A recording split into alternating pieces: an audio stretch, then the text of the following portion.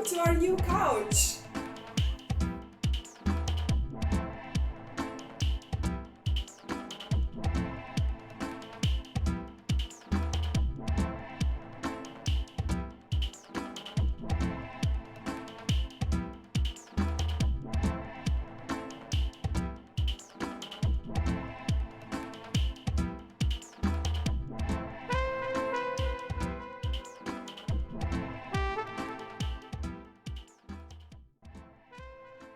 I'm not in my pajamas. The cats are here.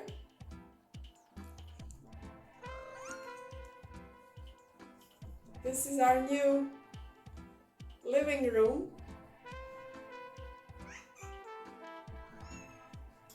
She wants to go to the observatory. Bushka? What did you mean? What did you mean? What did you do? What did you do? So, I've knitted a lot of socks in the past few months. I've knitted a lot of hats. I gave away a lot of them as well, so I don't have much left. I kept this one for myself. Ta-da! A scarf. This is like a snake scarf. Sausage scarf. And one giant from that fluffy giant scarf. This one goes all the way down to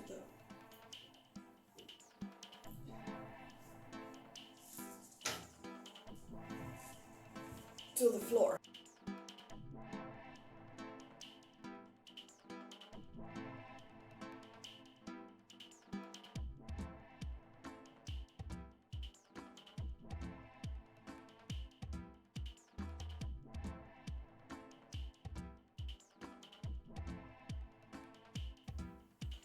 So what I'm doing now is a hat for a lady that works at the gym. She asked me to make a hat for her, and she thinks it's gonna be gray. Well, she wants a gray hat, but I told her I'm gonna put some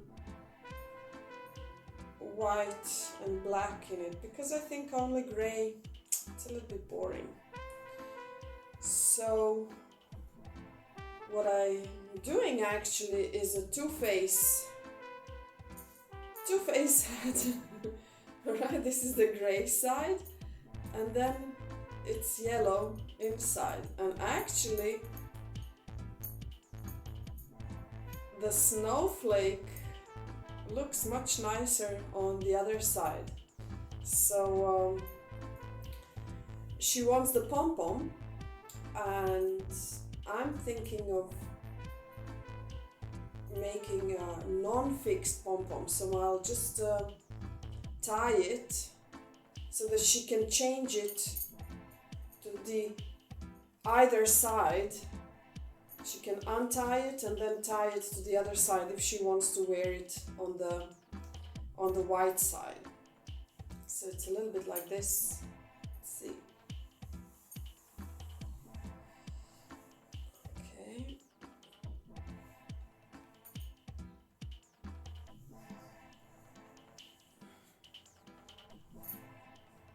So it's almost done. I might have to actually start reducing. Yeah, it's nice. I hope it doesn't look like the Union Jack. But yeah, this can be up or down. Yeah, I think it's gonna be nice. It's very warm. Of course, it's double, Okay, so I've been knitting a lot, and I've realized that my knitting has actually reached a new level in the past few months. And I'm going to talk about this now. And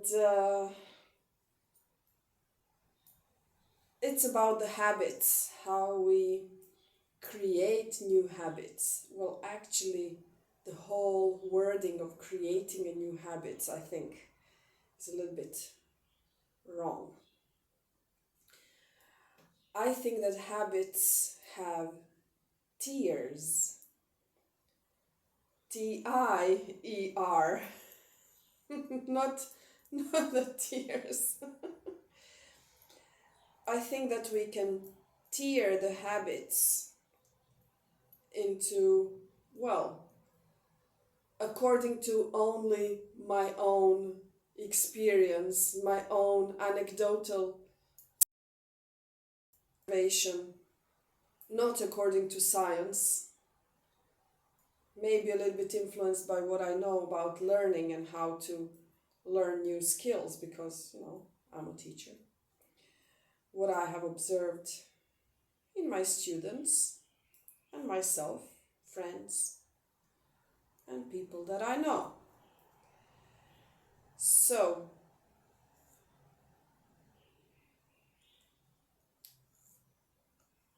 traditionally we say that habits can be good or bad, but I think that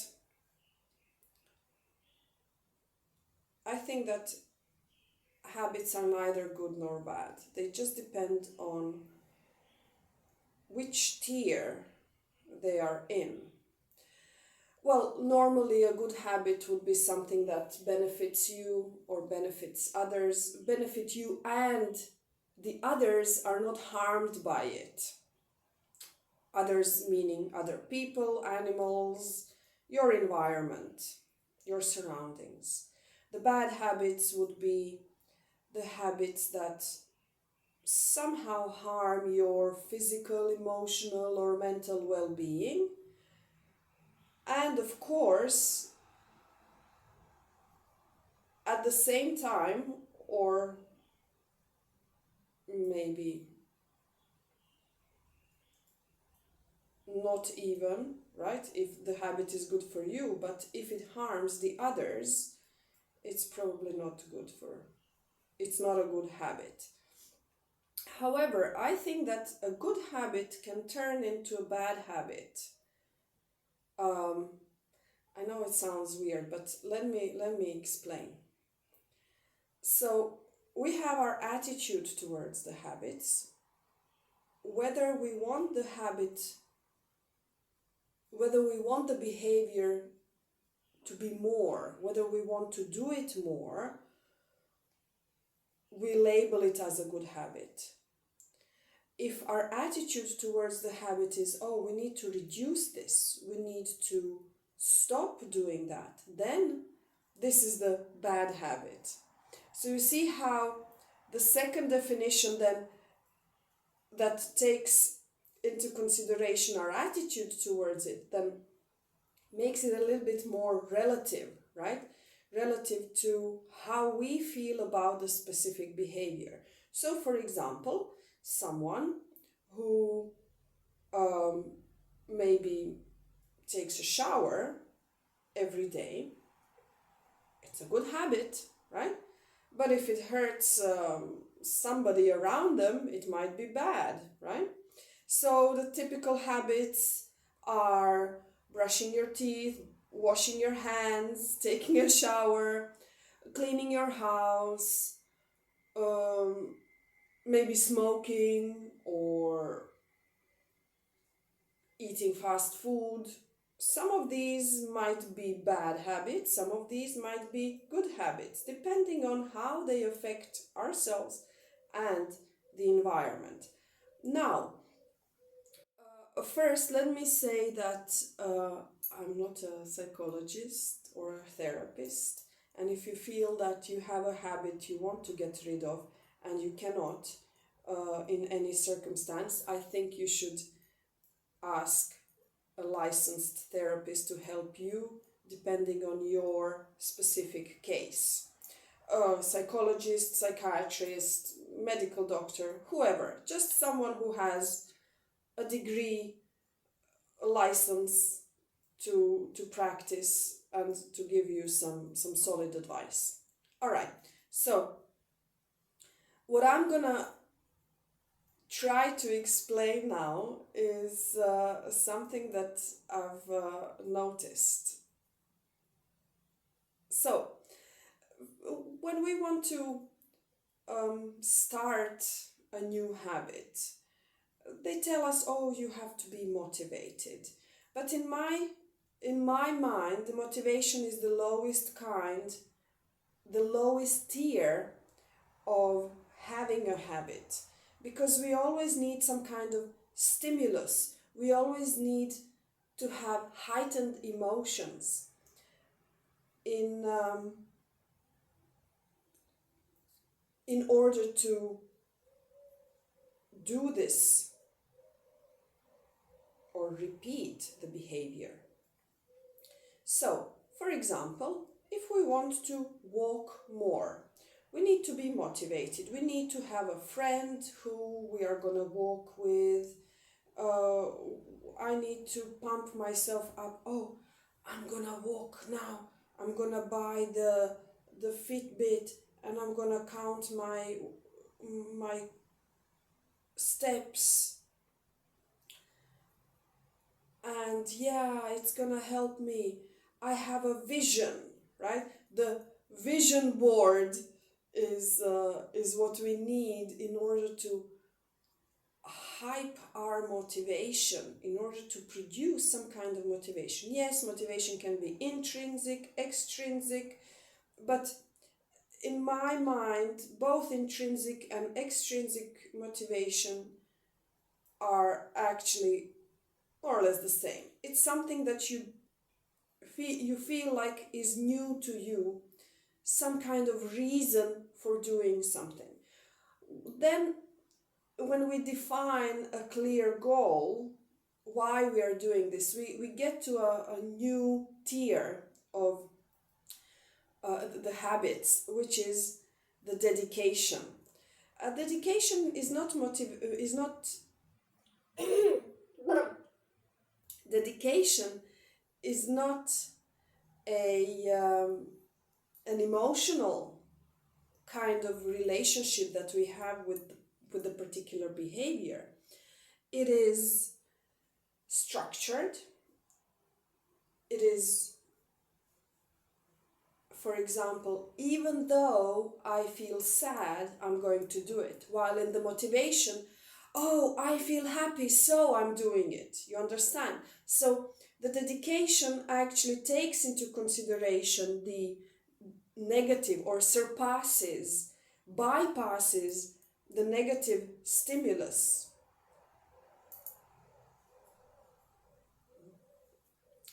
And it sort of ignores whatever emotional ups and downs are, because we have a clear goal, we are achievement oriented, and we want to have some kind of structure. We have a mission to walk 10,000 steps every day. This is my mission. So either rain or snow, I'm going to do that. All right, so now it's not the motivation, it's dedication. Kind of a military approach to it. Now, this is all fine, but it's still a little bit foreign to us. It's still a little bit, it feels a little bit not genuine, you know? It feels kind of like I'm doing this because I have to. So it's forced. The next tier is when the habit becomes a routine, when the behavior becomes the routine. And now we can talk about the habits, right? So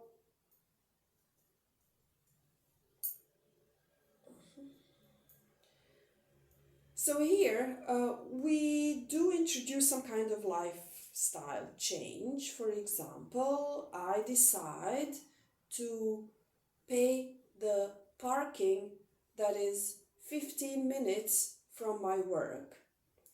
And in this parking lot, I leave my car and then I walk to work for 15 minutes and I walk back 15 minutes, which contributes to my goal.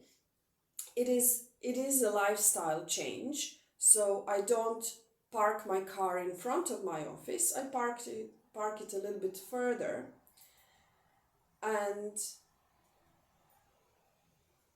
it is a part of my routine.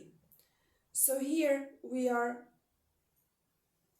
talking about the behavioral change where we tie this desired behavior, which is walking, to our existing routine, which is driving to work.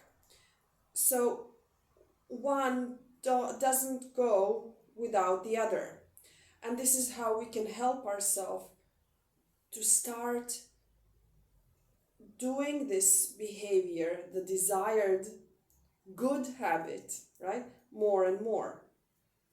And this is where most of the self-help people try to get you to. This is where the trick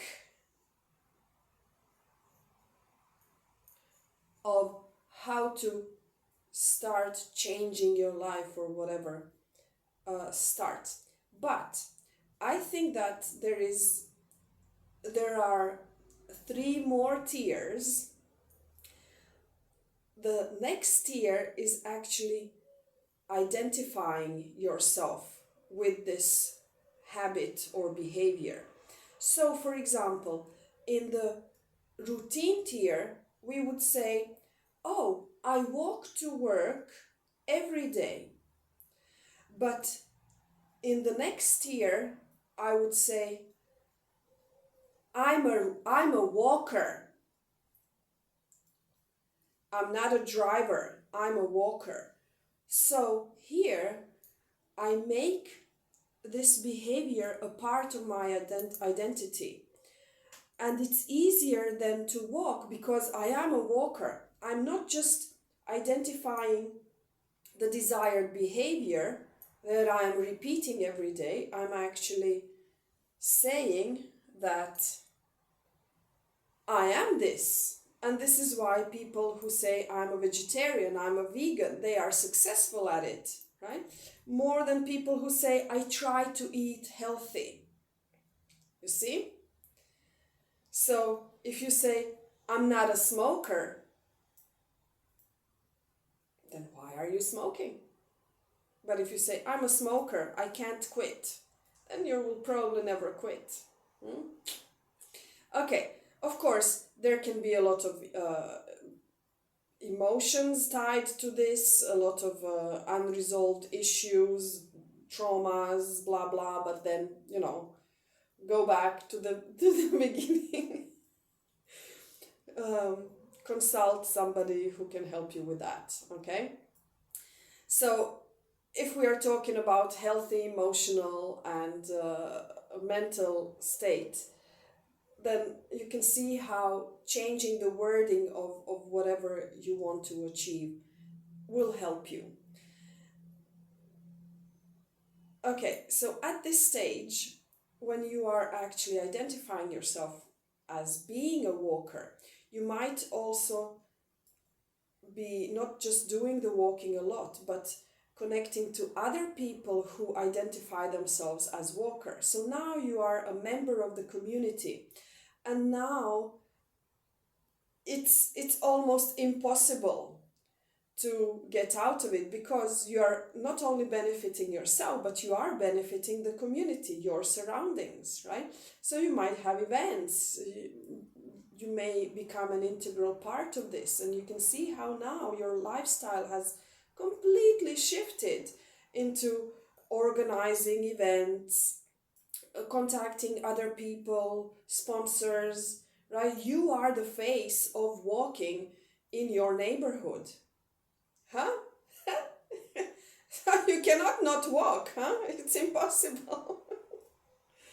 Yeah, that's how it goes. Now, from here, I think, yes, so here the walking is no longer an effort. Here, you are enjoying the process, you are enjoying being a walker and what being a walker brings you. You no longer even think about that Fitbit, and you probably even gave it to someone else. You already know that even if you don't walk for 10,000 steps every day, you're not gonna beat yourself, and punish yourself because of that. Like, for example, in the dedication tier. So you're kind of over that, right? You don't need the counting, you don't need the mission or vision or something. You already are that, It's not like you need to prove to someone that you are going to walk for 10,000 steps every day, right? Yeah, it's evident, right? Everybody knows this. Oh, it's that person who walks, right? So no need for any kind of goals or strategies. And from here, you have two kind of, I see as two options of progressing, right? You can stay at this level of your habit, but you can probably turn this habit into a job, the hobby into some kind of paid gig, for example, right? Where you might become an active member of the society or an association that, you do a little bit of work for them and you get paid for that, for example. Um, well, this is something that um, where you need to be careful of.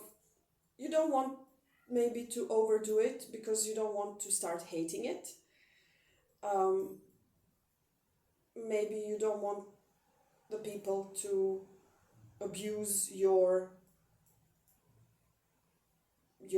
love for this behavior or skill, for example. So you can probably do it as a volunteer. You can maybe use it as, creating gifts for people, right? So it's still rewarding. It is rewarding. You get external reward and acknowledgement for your you can call it expertise, right? That you have developed by doing this habit. It doesn't have to be money, right? So just keep that in mind. So that's one direction of progression from the identity tier. The other one is probably a not so good one, which is, I think, addiction. Well, then, you might become addicted to whatever you have started doing, right? So, in the same way as people say, I'm a smoker, you see how this can easily become an addiction.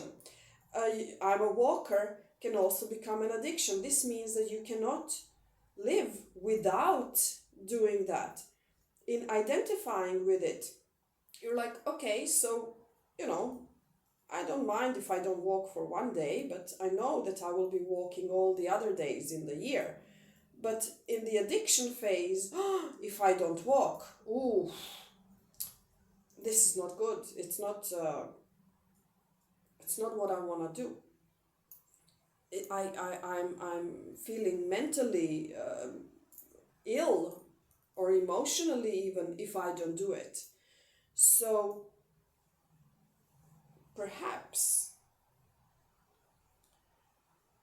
you need to start thinking, well, maybe I need to go back a little bit, right? Step down and see if this good habit has turned into a bad habit, right? So now check your attitude towards this behavior. Is it still helping you? You are probably prioritizing this kind of behavior over anything else. You're spending a lot of time and money on it. So maybe some other people or aspects of your life are suffering because of it. The last, I think, stage is when this behavior becomes obsessive and compulsive. And this is what we typically see in people who clean, right? Cleaning your house is necessary. You have to do it. Sometimes you need motivation, sometimes you need dedication, sometimes you just decide, I'm gonna clean right after I take a shower. So you incorporate it in your routine. Maybe you can identify yourself as, I'm a person who has a clean house, right? I'm a good host. I'm a something something. So you always keep your house clean, nevertheless. But when this becomes obsession, when this becomes too much, when people, animals, and your environment start suffering because of it, when you start neglecting your other routine and other behavior, other good habits, because there's not only one good habit that we want to have a lot of them. If I knit so much that I have to knit at work, or I call in sick so that I don't go to work in order to knit, then you can see that knitting is no longer a good habit. It is probably a good habit when I can just create a nice hat for someone and then, give it to them. But it's not a